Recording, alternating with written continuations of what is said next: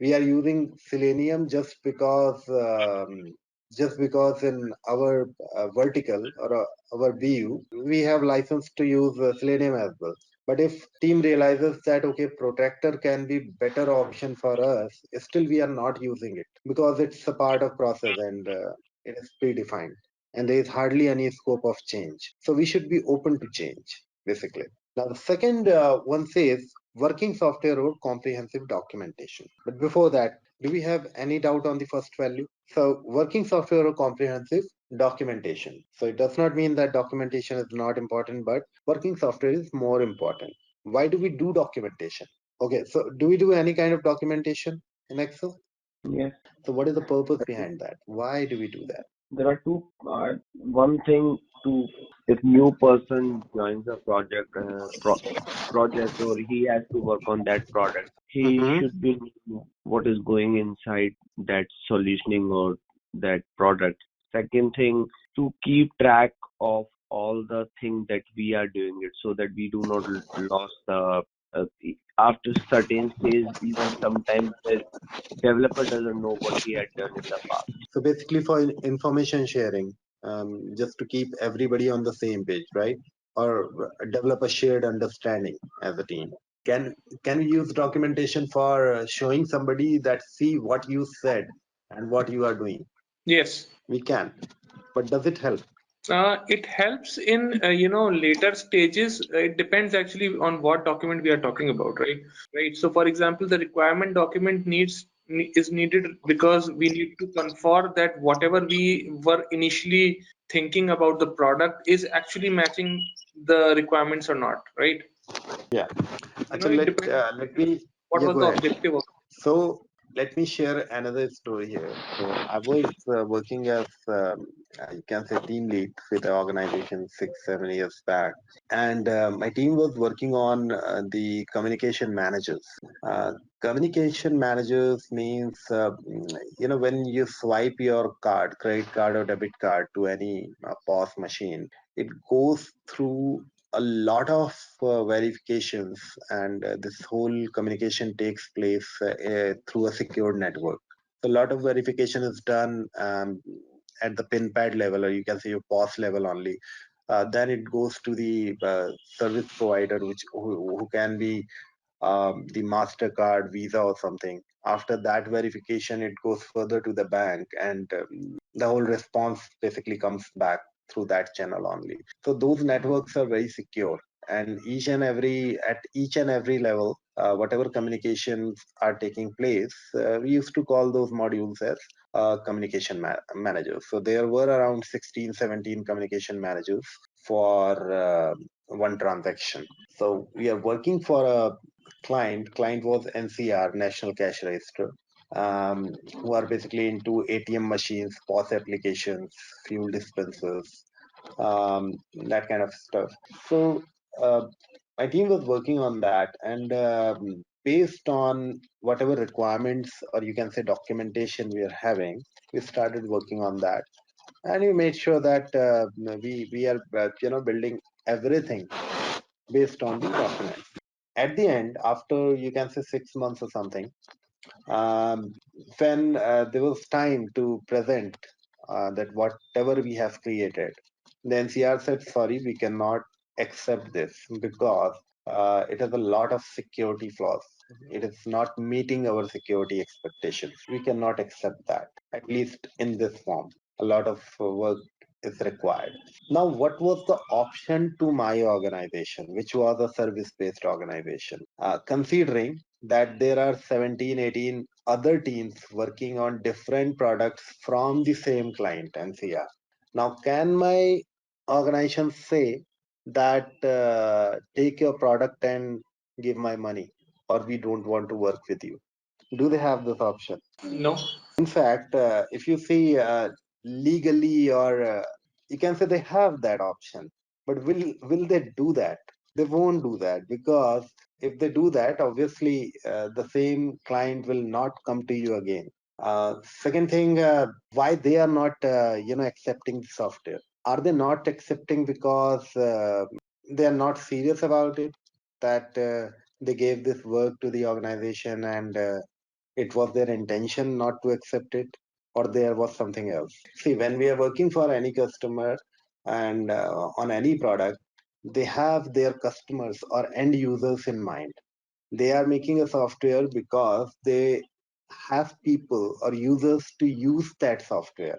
And when they find that this software is not going to help them, or there would be security issues or something, they definitely will show the resistance about it, because the working software what we are having was not fulfilling the expectation of the customer, and customer was looking at the working software from the end user's perspective, rather what is written in the documentation. People can make mistakes in documentation. How to resolve that kind of issues, how to deal with it, how can we make sure that these kind of gaps are not coming, these kind of mistakes we are not doing. By introducing a proactive feedback or the demo session. Right. So rather going to your customer after 6 months, it could be a good idea that if you go to them after a month or two, I'm not talking about 1 week or 2 week sprints, but in general, because a sprint is a scrum term, but it can be a general practice even if you are not using a scrum. It can be a good practice that go to a customer, show them this is what we have created. uh, tell tell me what is your opinion about it, give me your feedback. The thing is, even if we are going to the wrong direction, still we have time, and probably we have not spent all the money that was planned for that. We get chance to course correct, and that is why at the end of each and every sprint we have that sprint review, because it gives us an opportunity to course correct ourselves. Because when people write requirements, they write it perfectly from their assumption of that day. People can miss a lot of things, and even if they are not missing something, maybe every day you have some new learning, and based on that your requirements can be changed.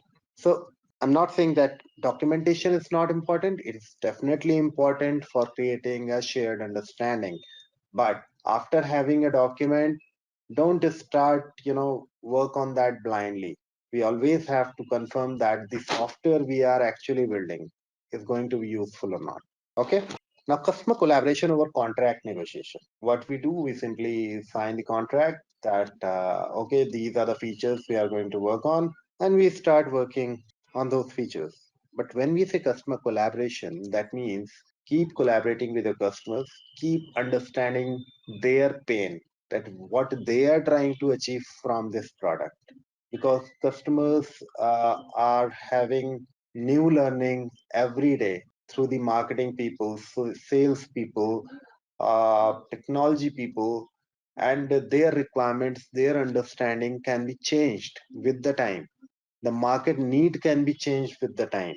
Okay, let's say we have in the contract we have few features which after some time, during the development only, if your customer realize that okay, it's a outdated thing we are working on, our competitors has already launched something more advanced, but we are working on that because we have signed the contract. Okay, we are in contract that you asked me to work on these four features. We are going to work on those four features only, and we are going to deliver it. This is our contract. So if you are working with this attitude, obviously the end product will not be of any use.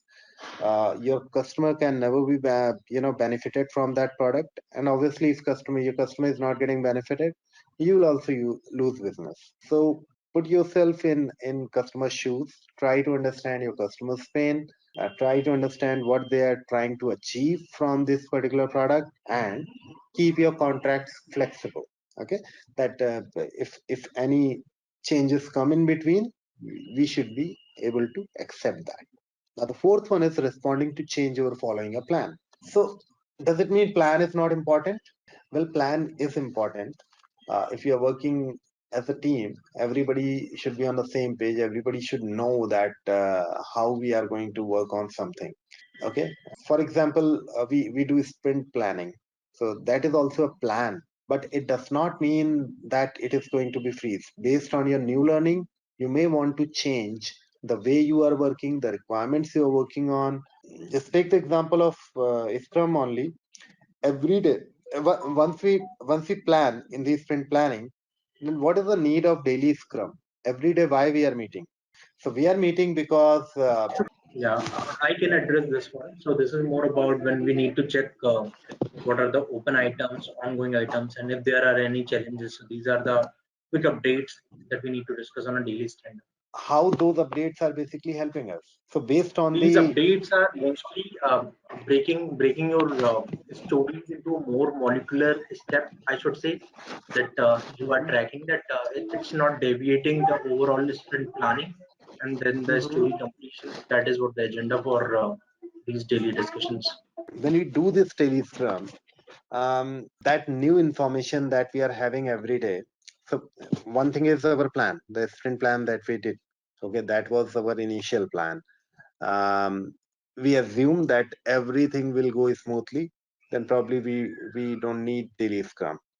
But in daily Scrum, we want to verify that how we are progressing towards our sprint goal. And if we see that we need to change anything in our plan based on new information, we plan accordingly. We plan that who is going to work on what. We can plan like okay, this is the problem which is coming. We need to interact with somebody, maybe in some other team, or maybe the product owner.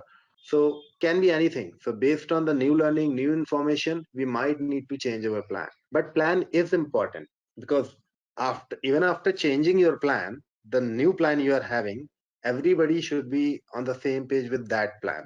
Okay, so that everybody can work in the same direction. You can say. So these are the four values basically for Agile. Do we have any question around these four values? Anybody? Any question? No. Okay. So the purpose why we are taking so much time in this, discussing these four lines, because everything related to the agile frameworks or methods, they are around these things only. These are not the things which are any kind of rule or process that we have to follow, but they are the core behavior that we need to develop within ourselves or within our teams in order to be a agile team.